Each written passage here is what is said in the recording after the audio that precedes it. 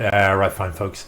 This is R1G1. It is, in fact, BakedBeanst versus. Why is everybody changing their names, man? This is doing my head in. I was under the impression that this is versus HiddenSquid. No, I believe it is. Tidiest chunk. Yeah. Anyway, right.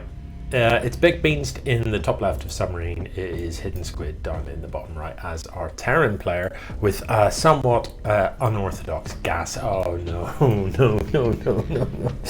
That's just not how we do it, is it? The double gas is not going to be a useful thing. BakedBeanst going for a much more traditional pylon first. You know, if you're Terran, how you open is as soon as the game starts, you build a worker. If you rally that worker to here, the top of your ramp, as soon as it comes out and makes it there, you've got enough money to build a supply depot. Build the supply depot, continue to build workers. Tidiest chunk or HiddenSquid is now supply blocked, in fact, and it's going to take a while because the supply depot has only just started. Let's speed things along. BakedBeanst is going for the classic double pylon. There's no need for that as Protoss. You know, look, you've got loads of supply. I mean, you don't need another pylon right now.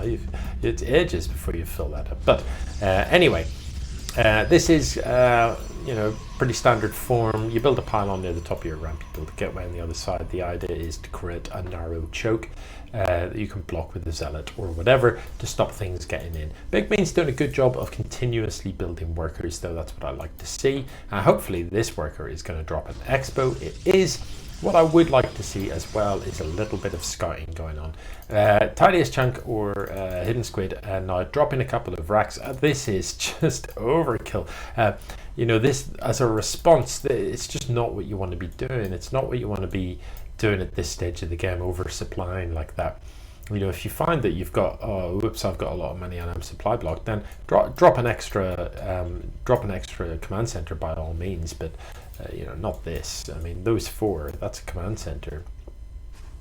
Anyway, it does look like BakedBeanst is gonna, I was gonna say is gonna do some scouting, but maybe that probe is up to no good. There is a Twilight console coming down the tome and a whole raft of gateways. So now that this nexus is finished up, you know, BakedBeanst can saturate this or partially saturate this. You know, maybe get sort of 10 workers mining here, and then we'll have a good enough income to drive these 5 gateways. With the Twilight finished up, we're not actually seeing anything from that. I notice adepts in production, so normally you would expect from the Twilight to see glaives being researched there. Where did the worker go? Did it die? Did it die and I missed it? I think it possibly did. Anyway, HiddenSquid now also expanding, and this is looking all right from HiddenSquid. We've got 4 barracks up and running. We are building Reapers, Marines. You know, in general, the thing about Reapers is you only build one of them and you use it to scout. That is what Reapers are good for. They're pretty pointless as a base defense unit, although because they're so fast, they're good against another Reaper because they're the only thing that can catch it, and they can be reasonable against a couple of harassing lings. But in general, a Reaper is a pretty weak unit, but it is very, very quick, and because it can jump up cliffs, it can jump up onto this step and into the main base, so it can avoid all of this, run into the men, have a quick look around, run out again unharmed. So Reapers can be useful units. Adepts also useful units for scouting. You can send your adepts here and then you can send the shades in. Shades cannot be shot or stopped. They can't go through buildings, obviously, but they, you know, so they can't be prevented access by other units that can go through them. So this can be useful. This is a lot of Reapers, and actually you can be really obnoxious with that many Reapers because they could run in here and they could just decimate a mineral line really, really quickly. And if anything comes to fight, they can throw down grenades and simply run away. So what on earth? Like, what is this high-sec auto track being researched? That is miserable. That is not an upgrade that you need. That's not something you ever research. I'd love to see a couple of siege tanks come out. We've got the factory. I'd really like to see combat shield is what you need from your tech lab, and stim is very useful as well. But do be warned, if you're going to use stim, you will also need medevacs. Now BakedBeanst is going to scout with this observer, and that is absolutely what you should be doing in this Protoss. You build an observer, you get it across, you have a little poke around your opponent's base. Generally best to control it a bit, because if there is a turret, you don't want your observer flying over a turret there. Pretty weak observers, as you can see, only 60 health total, so a turret will shoot down an observer very quickly indeed. This is a bit of a hodgepodge army. You've got to be careful with this because Reapers are so fast. If you A-click all of this across the map, the Reapers will leave everything else for dust. I don't think I've ever seen this army composition before, ever. Thor Reaper is not something, it's not something you see every day.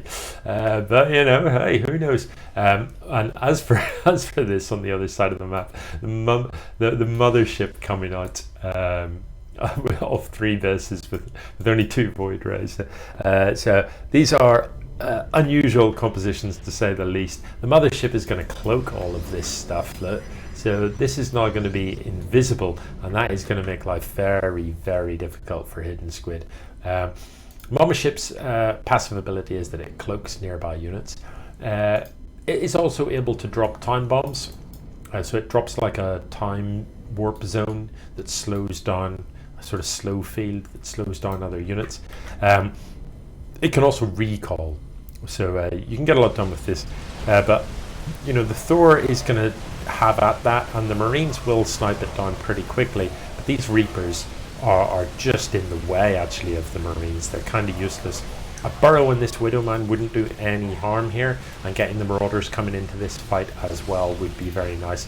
The Widowmine unburrowed, of course, doesn't actually shoot, so that it wasn't actually as one-sided as it looked. You know, the Stalkers are weakened. There was a lot of army not actually involved in the fight, and if it does get involved in the fight, you know, from the outset, then maybe we wouldn't have seen such bad losses from HiddenSquid.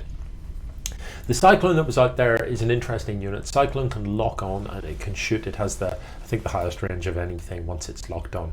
So it has to get close to lock on, but it can then run away out of range of just about everything. Can shoot ground, can shoot air. So it can be a really useful defensive unit.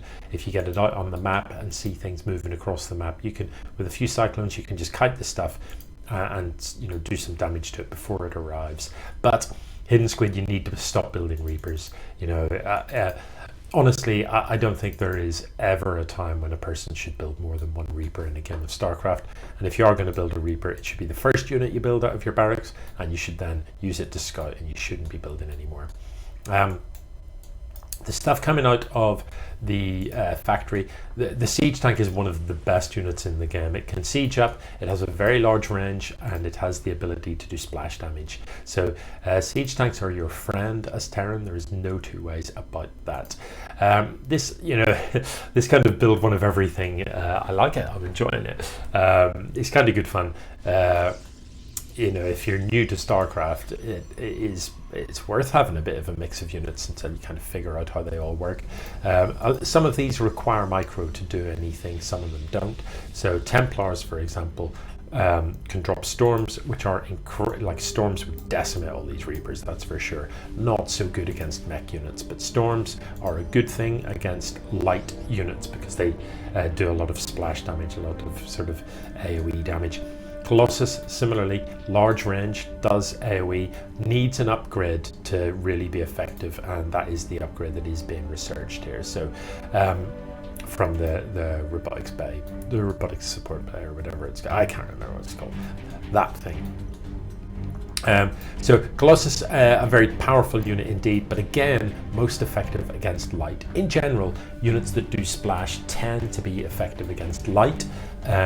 Units that you need for more armored, tough stuff like Marauders, you tend to want stuff that does heavy punch damage. So Immortals would be the better choice for our Protoss player against this composition, because we've got a lot of Marauders in there that are armored. We've got Thors and tanks.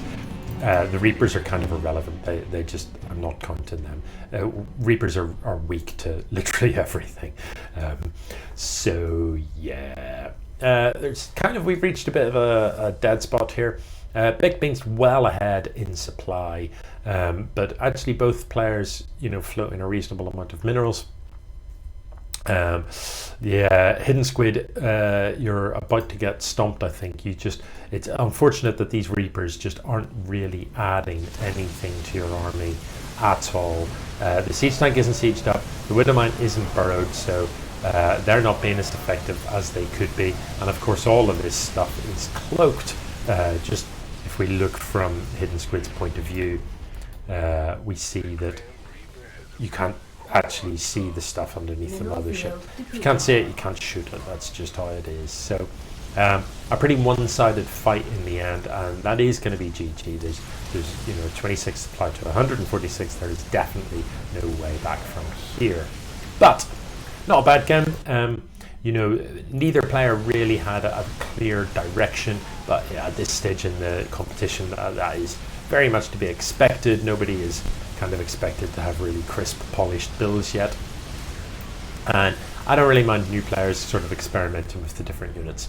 It's a pretty good way to find out how they work, find out what they're good against, and find out what they're weak against. So I'm just going to hit the double E fast forward button, because all we're going to see now is units killing buildings. So victory for BakedBeanst, and BakedBeanst goes 1-0 up in this best of 3.